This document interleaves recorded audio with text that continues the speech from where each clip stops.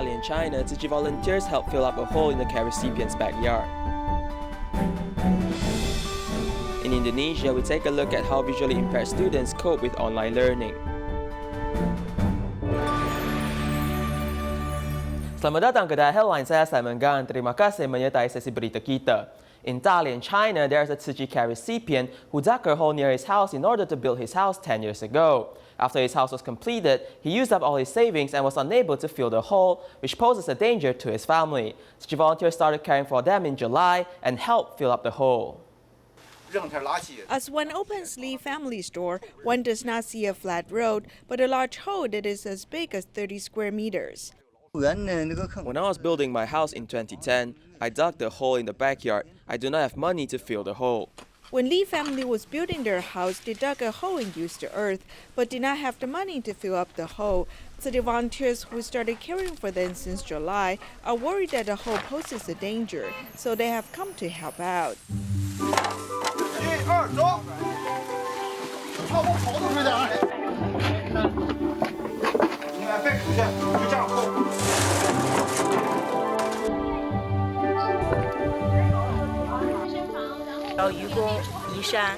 We are working as a team, similar to Yugong moving a mountain or ants working together. I feel honored to help this family. I feel very happy. After we fill up the hole, the family can grow vegetables and other food there. We are very happy to carry out this mission. Besides filling up the hole, volunteers also help with cleanup and wash the hair of Grandma Lee. I'm grateful to Tzu Chi family and friends for helping me. Thank you. You have worked hard. We should learn from you, really. You are role models for everyone, really. With the volunteers' help, the Lee family can live more safely and comfortably. Tzu Chi volunteer Sun Zhoulong heads to Hualien recycling station to do recycling on weekdays and helps repair second-hand assistive devices. He also teaches other volunteers his expertise, hoping to pass on repair skills. Let's take a look at his story. The recycled wheelchair is damaged and is fixed by Tzu Chi volunteer Sun Zhoulong.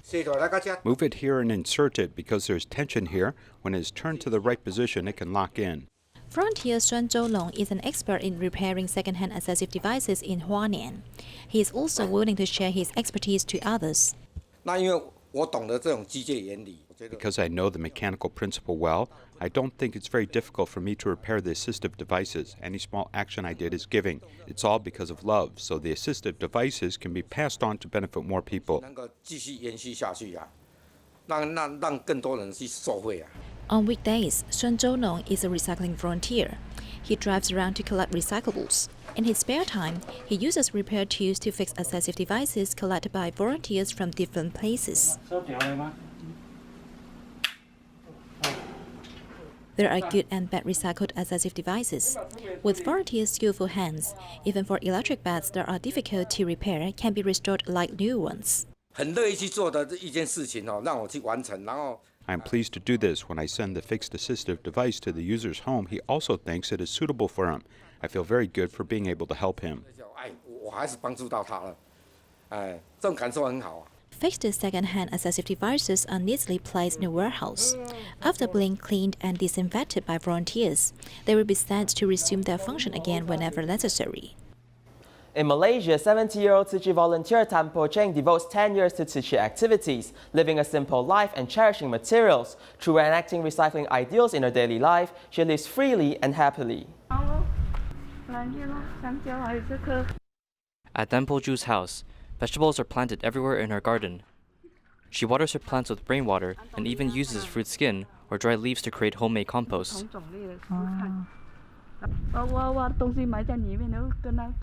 After digging, you may find that there's a lot of stuff buried here.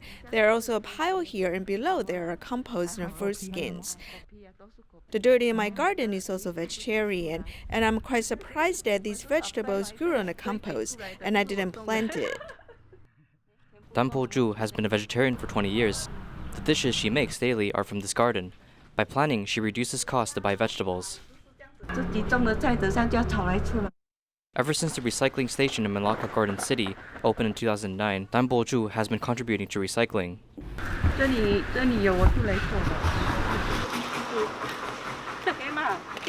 Besides doing recycling, Dan Bo-ju also devotes to visiting care recipients at medical events, living a simpler life. In her early years, she did sewing, and she often tells me that the money she makes is often spent quickly. Now she doesn't do sewing anymore and saves quite often. She never worries about having money because she lives a life of contentment. This is from the recycling station, and it must be thrown away. It cannot be recycled, okay? Living a simple life originates from oneself. Tzu Chi volunteer Dan Bo-ju reduced her desires as life became lighter and peaceful. In Malaysia, due to the pandemic, there was a lack of prevention supplies for the frontline medical workers. Many volunteers assisted in making protective gowns to be sent to the front lines, ensuring that the medical workers can stay safe and healthy.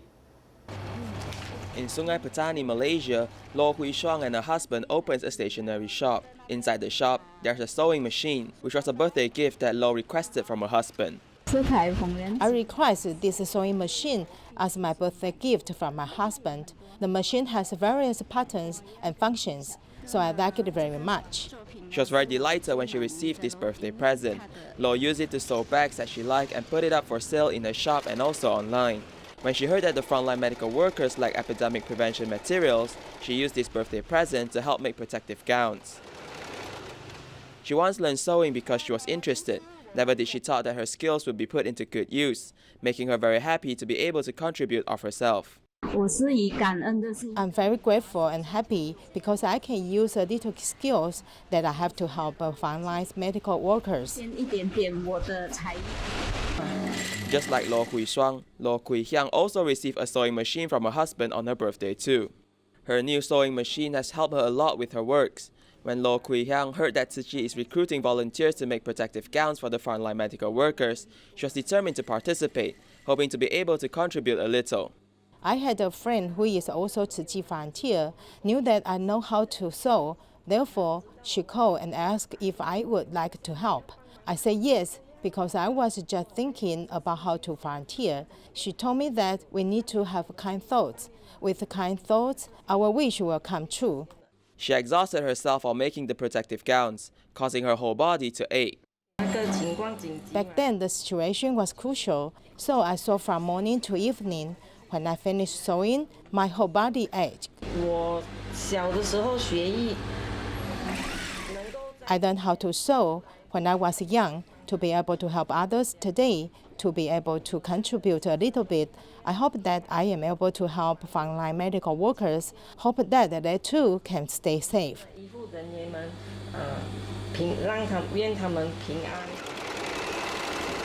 Every piece of protective gown is full of blessings from everyone, hoping that the frontline medical workers can stay safe and healthy.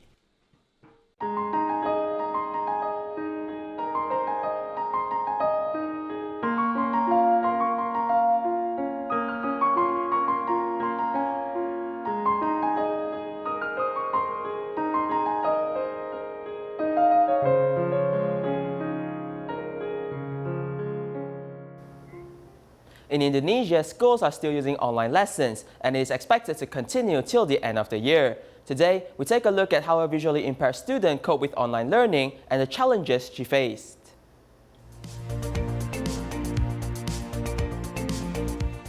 For students with special needs, studying at home have been very challenging. Francisca is not a normal student as she studies at a special school and uses Braille to study. Previously, classes at school were conducted face-to-face, but now it has been changed to online learning. For these visually impaired students, online learning is a fresh new experience, but it also brings a lot of challenges.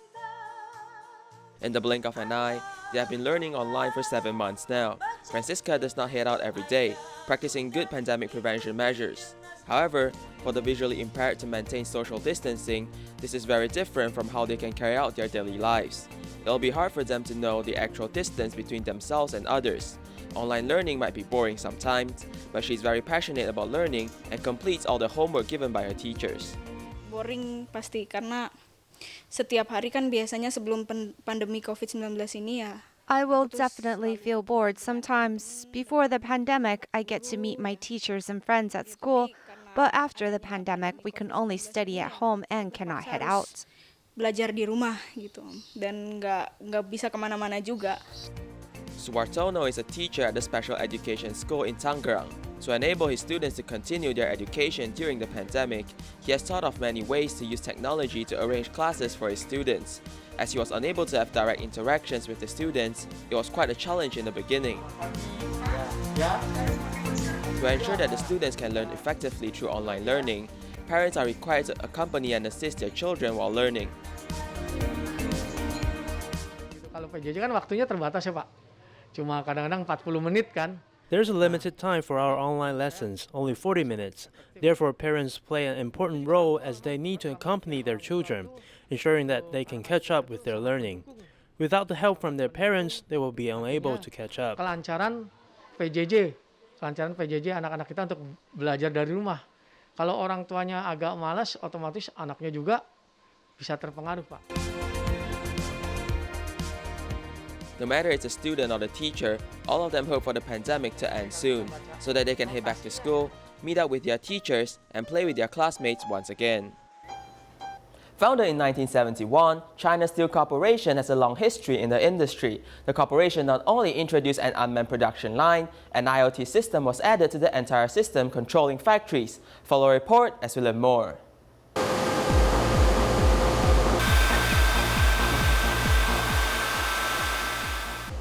Billet steel under high heat is being molded on a conveyor belt. Originally at 30 meters, after reforming, the steel is now a steel coil spanning over 10 kilometers.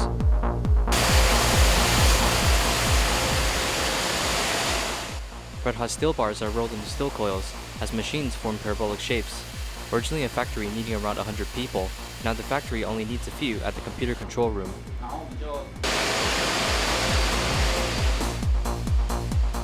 If errors occur during the production of coil rods, damages may result in the loss of millions. If the rolling machine malfunctions, the damages will spread out fast. So the foremost system from China Steel Corporation is installed on the important devices along the production line, alerting if there's a need to go offline for maintenance.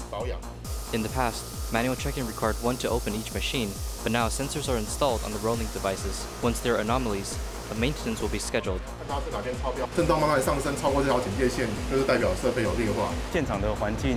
the work environment is dangerous. If people frequently go there to check, risks are high. But if there's an automatic system that collects data quickly, we may get a hold of the device's situation in real time. Steel bars made from the machines are arranged by the AI system right after its production. We use the RFID in our products. In the past, manual checking is required, but now there's no longer a need. The computer automatically plans item storage, using a self-developed chip, locating every steel coil and steel sheet after production, and sending the items to storage. Through the sensors installed here, the storage items may be measured properly, including the sensors installed on the wheels. It measures the distance and provides a stopping location. China Steel Corporation produces around 10 million metric tons of steel a year, but has limited space. Since 2010, the company has been planning a new storage space for its massive production. Our storage may store up to 15,000 bundles of steel coils, and it may store up to 30,000 tons of zinc strips. The space efficiency is 9 times as of a normal storage. Besides the unmanned storage, China Steel Corporation also brought in an AI system.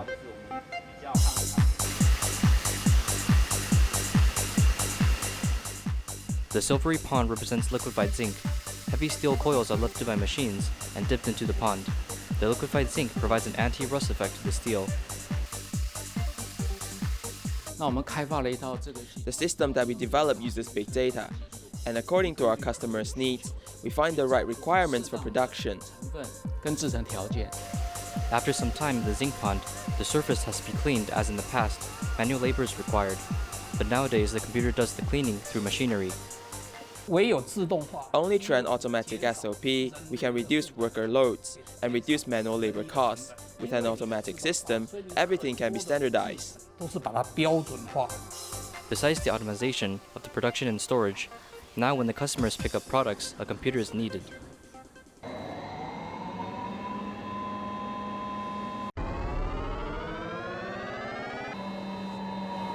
是依钢卷的尺寸。 According to the steel coil size, we give it a code, and when we enter that code, the AI picks for us. Upon the arrival of the customer's vehicle to the factory, it will display information regarding products and location, since a sensor on the truck will alert the system. China Steel Corporation will also know which customer is here today. 导入 AI 系统主要的好处。 We introduced the AI system, and the benefit is to reduce the delivery time, further reducing compensation, increasing machinery life, and looking after our workers' safety. 然后延长设备使用寿命，然后照顾人员安全。 From production to storage, even to logistics, this corporation has insisted on the path of using AI in production and developing an unmanned storage, solving the issue of labor, and marching into the new era of industrial production. 18-year-old Cai Dongling suffers from cerebral palsy but is very motivated. He controls the mouse with a feed on a computer and insists on learning how to type and read. Let's take a look at his story. 这个行业不会断，因为人类一定要车子。 When discussing cars, Cai Dongling was very happy. He was born with cerebral palsy, but that it doesn't stop him from learning or typing. Dongling, who is unable to control his movement, pressed the mouse with his feet, and the keyboard he used for typing also has special aids. 驱动你的准确性就降低嘛，所以我们用这种亚克力板，这种动板。 宝宝，你都要这样扶，你都要这样扶着，是不是？我们都是这样。The 18-year-old Dongling was admitted to a national university this year. Dongling also thinks education is important because he feels academic qualifications are a gateway to finding a career. He wants to be in school. Although his language expression was very limited, and his family come up against obstacles in taking care of him, his optimism changed everyone. It takes a long drive to get to the destination, but he enjoys gourmet meals. I said to Cai Dongling, people are looking at you like they are watching animals in a zoo. He goes like this, meaning people are looking because they find me handsome.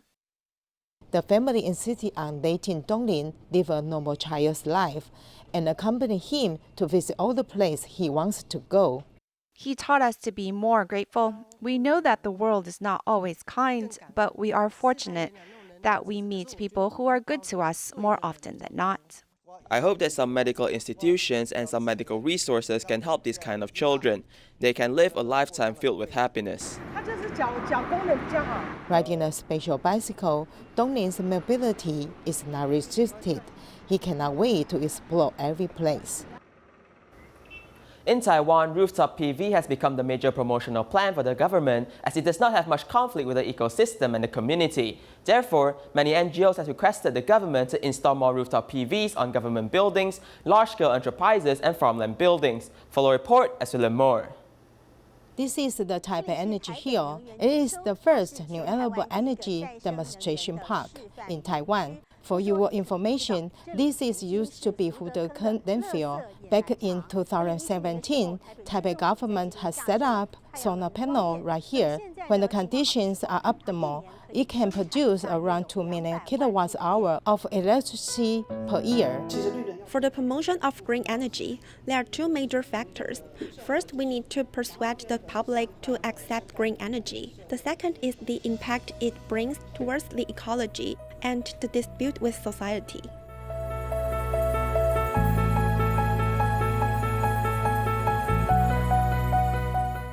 Rooftop PV systems have a smaller impact towards the environment and ecosystems.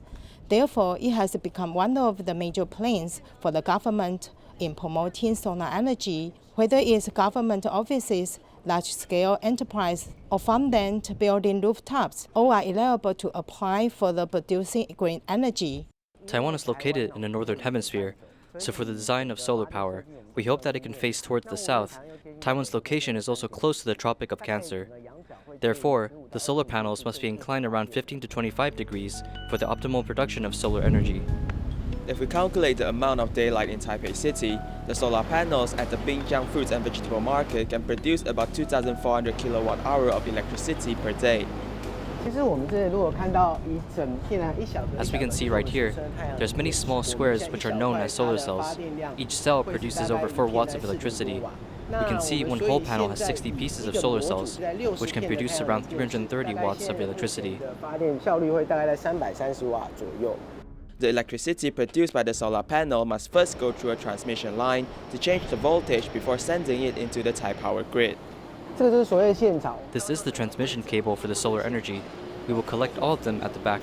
If we head over the side, we can see that they are all collected at the back. Here we can see the AC box. The electricity generated by solar panels is direct current, which will then be converted here into alternating current for the general use of the public. As the current is sent to the Thai power grid, the producer of this electricity can choose whether to use the electricity themselves or selling it by the box to Thai Power. The first one costs 2 NT dollars, while the second one costs 5 NT dollars. Therefore, most people will choose to sell it to Thai Power. The Bureau of Energy plans that by 2025, the amount of green energy produced can reach 20 gigawatts, but target energy generated for rooftop PV systems and land-based PV systems have been very different.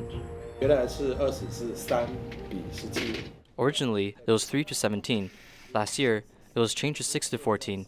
We are very cautious right now as it has to be installed, linked to the grid and officially generating electricity before we consider it as official.